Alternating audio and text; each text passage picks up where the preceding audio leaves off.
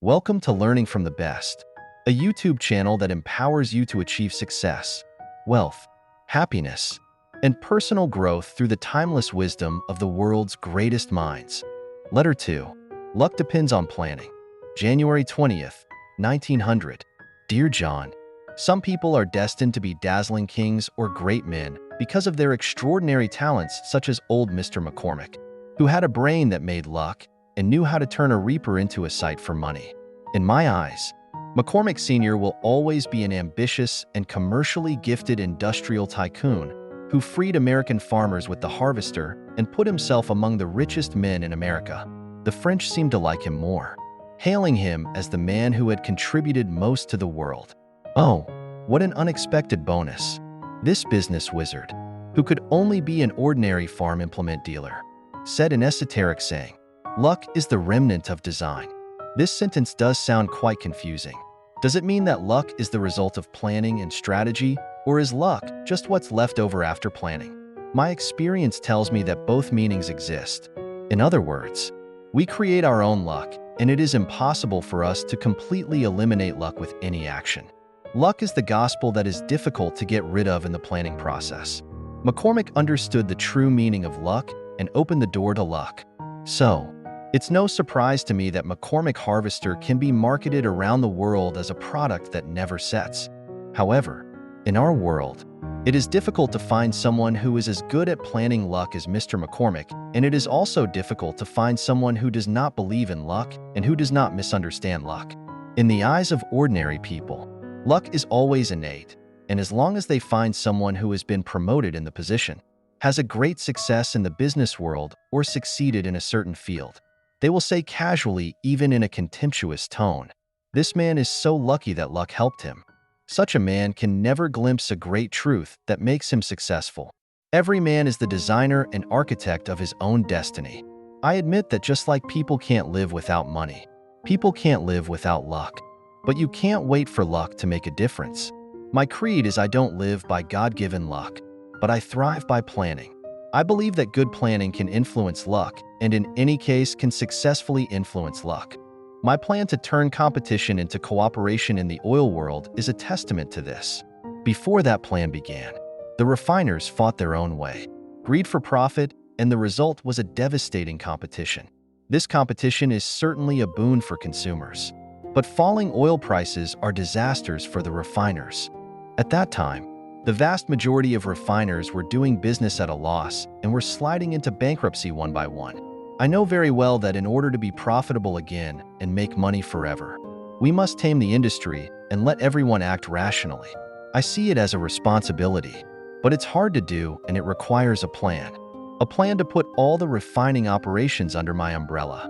John, to be a good hunter on the hunting ground for profit, you need to think hard, do things carefully, be able to see all possible dangers and opportunities in things. At the same time, study like a chess player everything that may jeopardize your dominance. I thoroughly studied the situation and assessed my strength and decided to make my base camp Cleveland as my first battleground in the war to rule the oil industry. Just as a commander on the battlefield chooses what kind of target to attack, he must first know what kind of firearm to choose is most effective to successfully implement the plan to unify the oil industry under my command. A means of thoroughly solving the problem is required. That's money. And I need a lot of money to buy those refineries that make overproduction. But the little money I had on hand was not enough to realize my plan. So I decided to form a joint stock company and bring in investors from outside the industry. Soon we incorporated the Standard Oil in Ohio with millions of assets, and the capital expanded substantially 3.5 times the following year.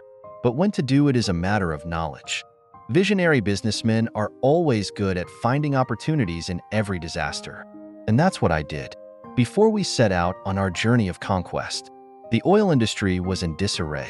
90 of Cleveland's refiners were already overwhelmed by increasing competition, and if they didn't sell their plants, they would only watch themselves die. This is the best time to acquire a rival. It may seem unethical to take an acquisition at this time, but it really has nothing to do with conscience. Enterprises are like battlefields, and the significance of strategic goals is to create the most favorable state for oneself. Out of strategic considerations, The first target I chose to conquer was not the vulnerable small company, but the most formidable rival, Clark Payne. This company is well known in Cleveland and ambitious to eat my star refinery. But before the opponent decides, I always have to strike first. I took the initiative to meet with Clark Payne's largest shareholder, my old high school friend, Mr. Oliver Payne, and I told him that the chaotic downturn in the oil industry was over. In order to protect the industry on which countless families depend, I want to build a large, high-performing oil company and welcome him. Payne was so impressed with my plan that they agreed to sell the company for $400,000. I knew Clark Payne was not worth the price, but I didn't turn them down. Eating Clark Payne would mean that I would gain the status of the world's largest oil refinery. To act as a powerful vanguard, this trick really worked. In less than 2 months, 22 competitors came under the umbrella of Standard Oil, making me the big winner of that takeover battle, and thus give me an unstoppable motivation. In the following 3 years, I successfully conquered the refiners in Philadelphia, Pittsburgh, and Baltimore and became the only master of the oil refining industry in the United States. Thinking about it today, I'm really lucky if I only said that my luck was bad, and I followed the trend. I might have been conquered long ago, but I plotted my luck. Anything can happen in the world, but nothing will happen for nothing. John, if we want to keep our luck, we must carefully plan luck.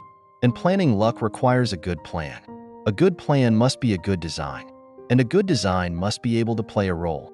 You need to know that there are 2 basic prerequisites to consider when conceiving a good design.